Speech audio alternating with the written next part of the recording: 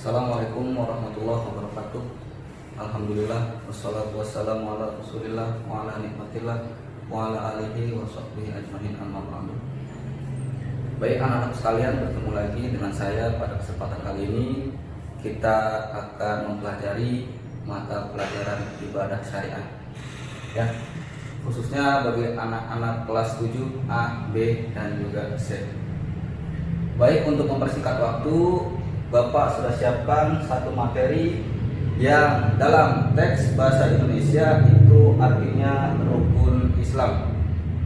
Ya, anak-anakku sekalian, rukun Islam, arkanul Islam. Bismillahirrahmanirrahim.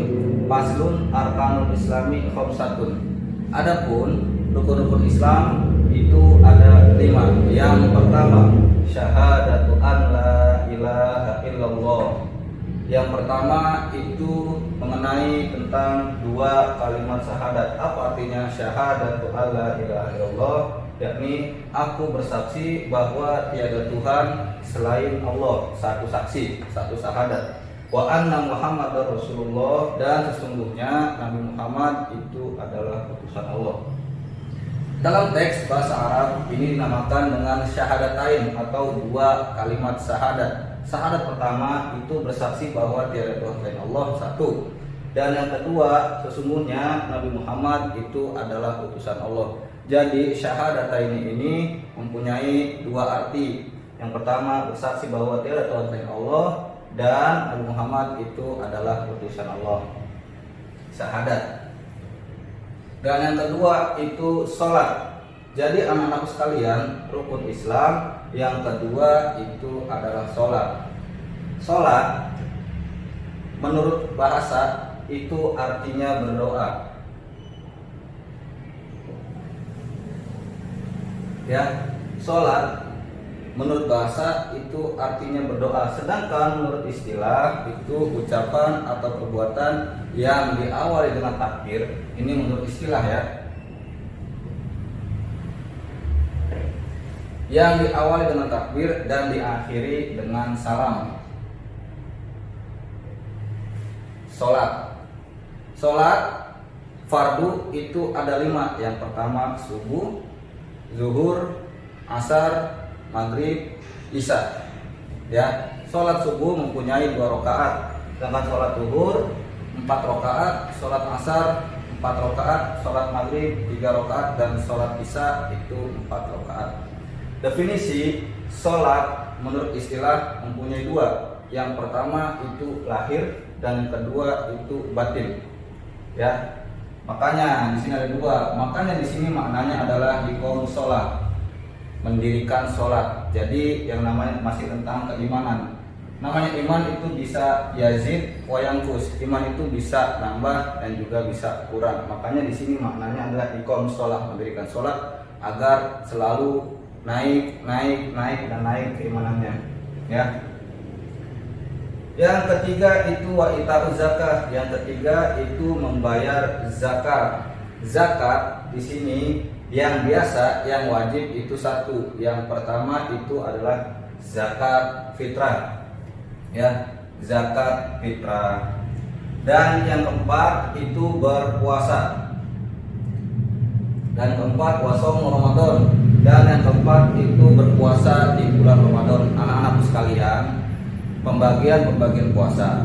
Pembagian puasa ada yang namanya puasa wajib, ada yang namanya puasa sunnah, ada yang namanya puasa makruh, dan juga ada yang namanya puasa haram. Kita bahas puasa wajib terlebih dahulu. Puasa wajib itu adalah puasa yang dilakukan orang muslim di bulan suci Ramadan. Ini puasa wajib, ya. Ada tidak puasa sunnah? Tentu ada. Contoh puasa sunnah itu adalah puasa Senin Kamis, atau puasa Nabi Daud, ataupun ada puasa Tarwiyah Arafah dan lain-lain. Itu puasa sunnah. Ada tidak anak-anakku sekalian puasa yang makruh? Tentu ada. Ada puasa makruh ketika kalian mendapatkan suatu untuk menyegarkan badan. Contoh puasa makruh seperti mandi, mandi berlebihan untuk menyegarkan badan dan lain-lain, itu puasanya makruh. Atau melambat-lambatkan untuk berbuka puasa, itu pun juga makruh. Ada pula anak-anakku sekalian puasa haram. Ada puasa yang dilarang atau haram untuk dilakukan, itu ada 5.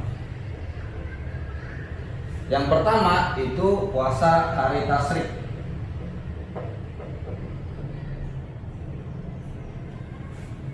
Puasa hari tasyrik itu 11, 12, dan 13 di bulan haji nanti. Setelah Idul Adha itu tidak boleh dilakukan berpuasa. Kenapa?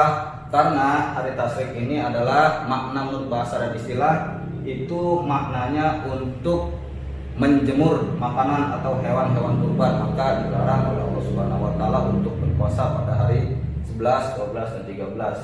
Ada juga riwayat yang menerangkan tentang Nabi Ibrahim yang berkurban pada anaknya Nabi Ismail. Nah, itu pun juga sejarah riwayat hari tasyrik. Ada tidak anak-anakku sekalian puasa yang namanya puasa haram selain ini? Ada, yaitu puasa yang namanya puasa wisol. Apa anak-anakku sekalian puasa wisol?